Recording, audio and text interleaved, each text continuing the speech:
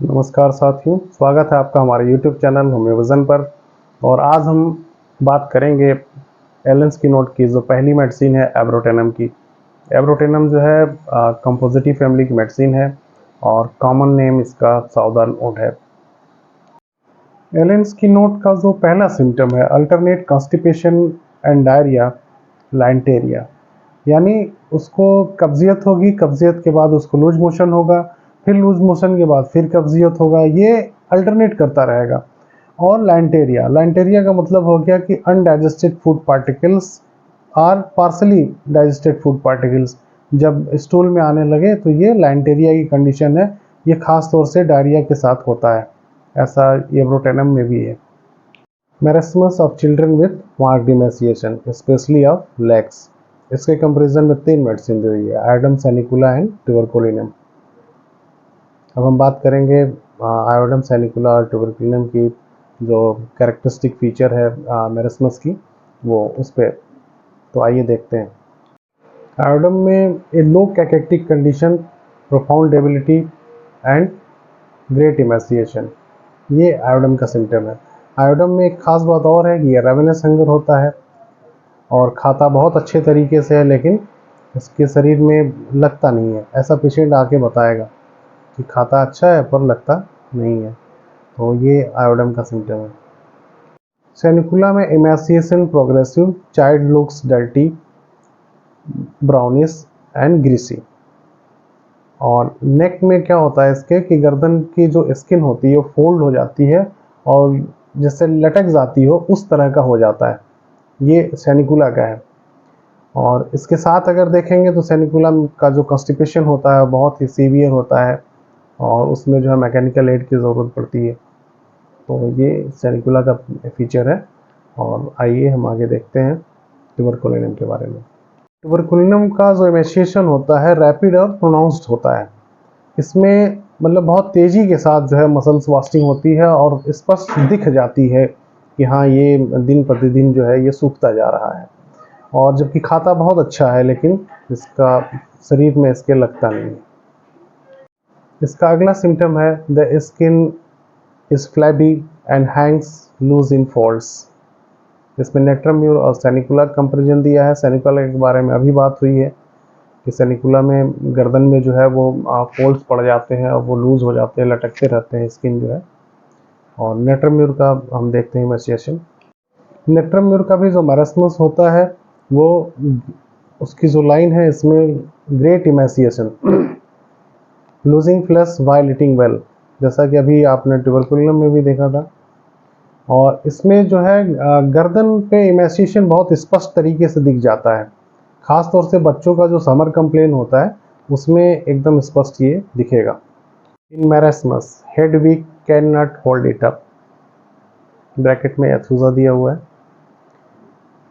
Abrotanum में marasmus के condition में मेरेस्मस के दौरान ये दिक्कतें आती हैं कि बच्चा जो है वो अपने हेड को होल्ड नहीं कर पाता है, उसका सर जो है वो होल्ड नहीं होता है।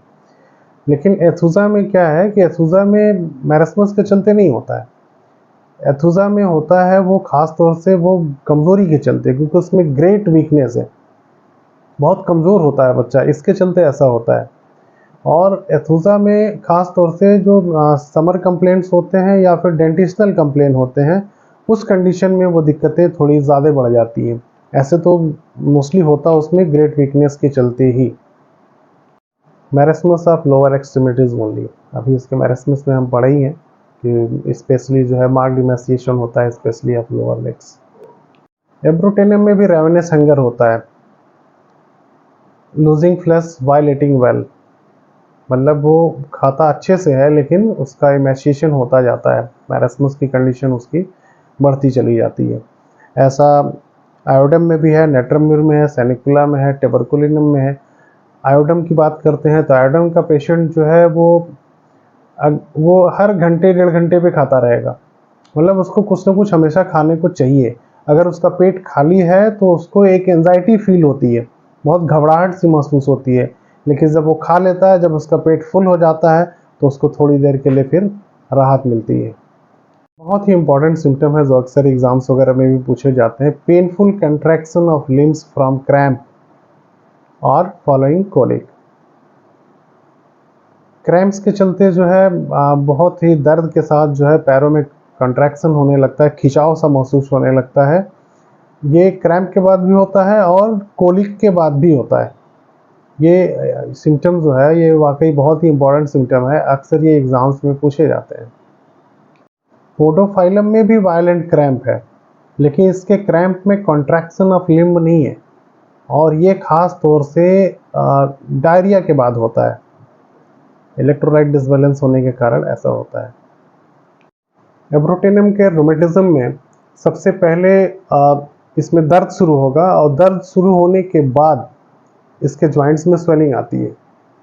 और इसका रोमेटिज्म जो है, एक तो जो इसका काज है सडनली चेक डायरिया या अदर सिक्रेशंस, अगर कोई भी नेचुरल सिक्रेशंस अगर बॉडी से हो रहा है और उसके अचानक सप्रेस होने के बाद अगर ये कंडीशन आती है तो abrotanum is the medicine here. दूसरी चीज़ कि ये अल्टरनेट करता है हिमोराइड से, डिसेंट्री से, एक ठीक होगा तो दूसरा आएगा। अगर हिमोराइड में रिलीफ मिलने लगा तो आपका जॉइंट्स का पेन बढ़ गया, जॉइंट्स के पेन में रिलीफ मिलने लगा तो हिमोराइड बढ़ गया, या अल्टरनेट विथ डिसेंट्री। डिसेंट्री के साथ भी होता है, आपको आँव आने लगे तो आपका दर्द में कमी हो गई, आँव रुक गया तो दर्द बढ़ गया, या दर्द जब बढ़ा तो आँव आपका रुक गया या आँव कम हो गया, डिसेंट्री कम हो गई, तो उसके साथ भी अल्टरनेट करता है। गाउट में भी एब्रोटेनम का बहुत ही अच्छा रोल है। इसमें जॉइंट्स जो है स्टिफ हो जाता है, सूज जाता है और इसमें एक प्रिकिंग सेंसेशन होता है, हल्का हल्का सा लगेगा कोई चीज़ चुभ रही है। खास तौर से रिस्ट जॉइंट में और एंकल जॉइंट में सूजन होगा और दर्द होगा और इस तरह के प्रिकिंग सेंसेशन होंगे। वेरी लेम एंड सोर ऑल ओवर एक इसका सिम्टम है, बदन में बहुत ज़्यादा पीड़ा रहती है, दर्द रहती है और इसके वजह से उसके चलने में भी दिक्कत आती है। और एब्रोटेनम में ईचिंग चिल्बलेन है और एगारिकस में भी होता है, लेकिन एगारिकस में कंडीशन थोड़ी सी अलग होती है, उसमें ईचिंग होती है लेकिन बर्निंग के साथ होती है और उसका बर्निंग ऐसा होता है कि वो बर्दाश्त के बाहर हो जाता है। एब्रोटेनम में ग्रेट वीकनेस एंड प्रोस्टेशन, खास तौर से हेक्टिक फीवर के कंडीशन में बच्चों में ये देखने को आता है, बहुत ज़्यादा कमज़ोरी हो जाती है। और हेक्टिक फीवर का मतलब हो गया कि वो रेमिटेंट या इंटरमिटेंट कोई भी फीवर हो, इसका दिन भर में जो वेरिएशन होता है वो 1.4 डिग्री सेंटीग्रेड तक ही होता है, घटेगा या बढ़ेगा, इसका मिनिमम मैक्सिमम का वेरिएशन 1.4 डिग्री सेंटीग्रेड ही होता है। और कमज़ोरी इतनी ज़्यादा होती है कि वो खड़ा भी नहीं हो पाता है। एब्रोटेनम का जो चाइल्ड होता है बहुत ही चिड़चिड़ा होता है, दुस्वभाव का होता है, अमानवीय व्यवहार करता है, हमेशा कुछ क्रूर टाइप का काम करेगा, इस तरह का इसका जो है चिल्ड्रन होता है। एब्रोटेनम का जो लास्ट सिम्टम है face old pale and wrinkled, इसमें जो है वो उम्र से ज़्यादा दिखेगा, चेहरा उसका पूरा पीला पड़ा रहेगा और चेहरे पे झुर्रियाँ रहेंगी। ऐसा ओपीएम में भी है, लेकिन ओपीएम में ये मैरस्मस के कारण होता है और ओपीएम में ऐसा लगता है जैसे कोई बड़ा बूढ़ा बुजुर्ग आदमी वो सूख के बच्चा हो गया है, यानी इसका चाइल्ड ऐसा दिखता है, सूखे की तरह एकदम। इसको little dried up old man बोलते हैं। एब्रोटेनम का रिलेशनशिप बहुत ही इंपॉर्टेंट है, इसमें फोड़ा फुंसी में हीपर सल्फ के बाद एब्रोटेनम का प्रयोग किया जा सकता है और प्लूरेसी के केस में एकोनाइट और ब्राइनिया देने के बाद पेशेंट ठीक तो हो जाता है, लेकिन प्रेसिंग सेंसेशन जो है उसका कंटिन्यूस बरकरार रहता है, तो उस कंडीशन में हम एब्रोटेनम का प्रयोग कर सकते हैं। आज एब्रोटेनम का चैप्टर यहीं पे समाप्त होता है और फिर मिलते हैं अगले वीडियो में, फिर किसी मेडिसिन के साथ या किसी कंडीशंस पे बात करेंगे। अगर आप चैनल पर नए हैं तो सब्सक्राइब कर लीजिएगा, अगर आप पहले से देखते आ रहे हो सब्सक्राइब नहीं किए हैं तो ज़रूर सब्सक्राइब कर लीजिएगा। धन्यवाद।